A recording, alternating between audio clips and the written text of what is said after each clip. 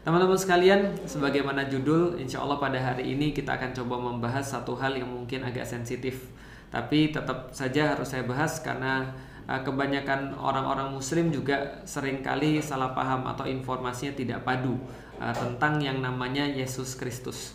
Jadi maka hari ini pembicaraan kita tentang Yesus, gitu kan Pak.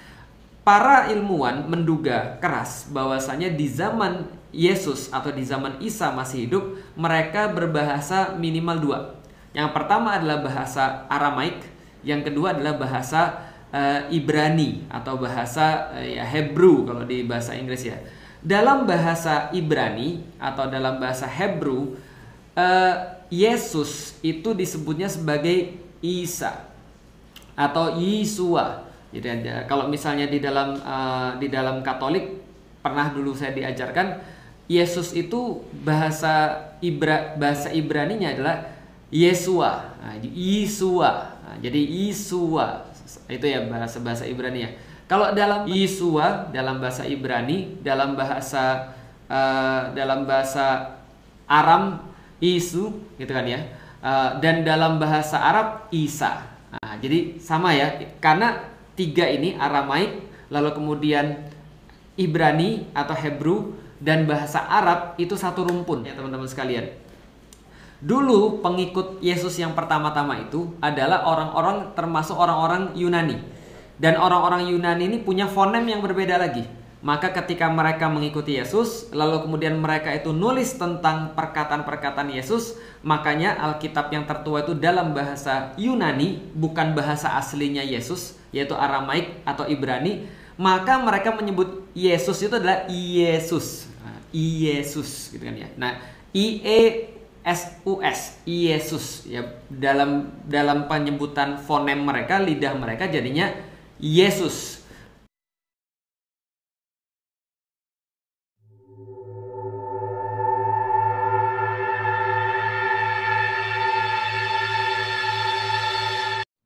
Saya lihat video ya, video ini ceramah seorang ustadz, dan ustadz ini adalah ustadz mukalab.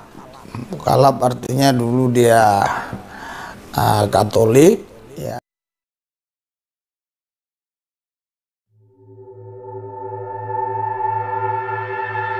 ya, atau Kristen, dia pindah ke agama Islam. Jadi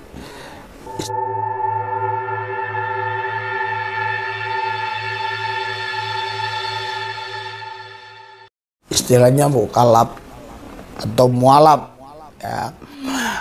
Dalam ceramahnya Bapak ini mengatakan ya, dia katakan bahwa dia percaya bahwa Yesus Kristus itu jalan yang lurus.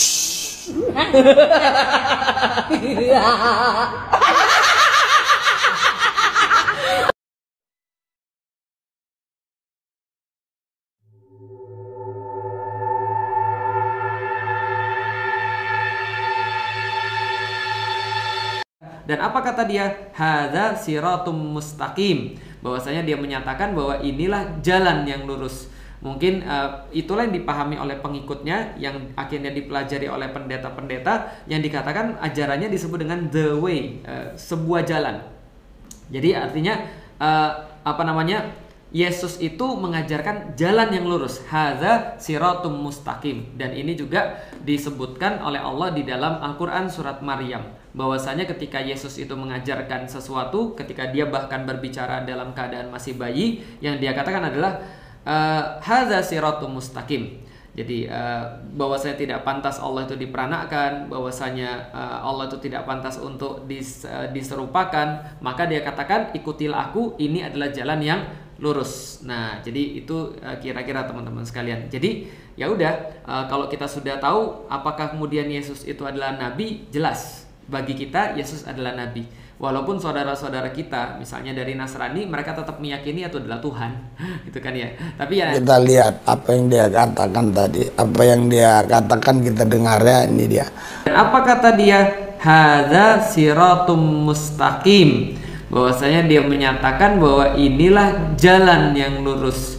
Mungkin itulah yang dipahami oleh pengikutnya, yang akhirnya dipelajari oleh pendeta-pendeta, yang dikatakan ajarannya disebut dengan the way, sebuah jalan. Jadi artinya Yesus itu mengajarkan jalan yang lurus. Hadza siratum mustaqim. Dan ini juga disebutkan oleh Allah di dalam Al-Qur'an surat Maryam. Jadi teman-teman, video yang diambil oleh pendeta Luar biasa, ini ada perkembangan ya, perkembangan. Ini juga ada kemajuan, dan saya harap memang ini ketulusan dari hatinya mengucapkan bahwa Yesus itu adalah jalan yang lurus.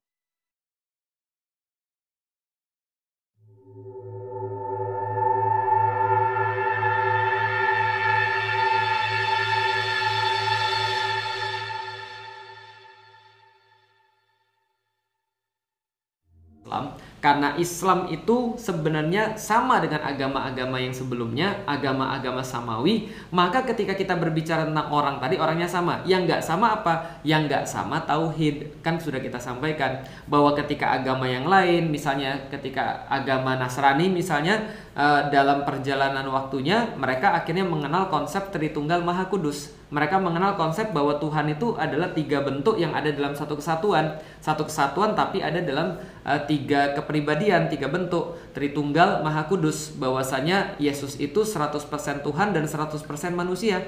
Gitu kan ya. Artinya ya itu akhirnya yang diyakini. Tapi sebenarnya semua sama. Yang akhirnya dibantah oleh Islam adalah tadi, bahwasanya lam yalid wa lam yulad. Bahwasanya Allah itu, Tuhan itu tidak mempunyai anak dan tidak diperanakkan, tidak beranak dan tidak diperanakkan. Itu aja konsep yang berbeda. Maka konsep yang lain tetap sama. Maka apa yang kita nggak boleh? Yang kita nggak boleh, contohnya misalnya, contoh ya, ini tahun berapa?